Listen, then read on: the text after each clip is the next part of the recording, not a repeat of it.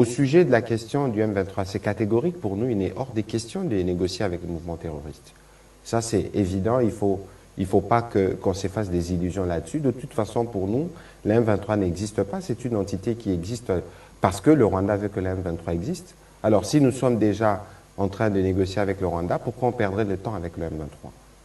De toute évidence, ici, pour nous, nous sommes engagés, comme je l'ai rappelé la dernière fois, sur des voies diplomatiques qui nous pourront nous permettre de trouver le résultat, mais parallèlement à cela, nous nous organisons parce que nous devons être sûrs que nous avons partout les ressources de défendre les territoires. Si aujourd'hui, par exemple, à Bunagana, il s'observe cette forme de statu quo, c'est justement parce que nous avons souscrit à un processus de paix, des négociations, où nous avions dit qu'il fallait cesser les hostilités.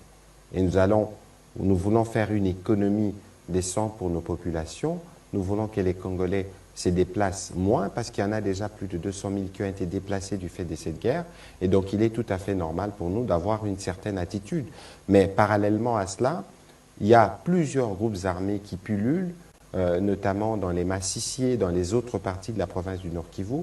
Ce sont des points autour desquels les forces armées de la République démocratique du Congo s'activent pour être sûr que la réponse régalienne est donnée à la question.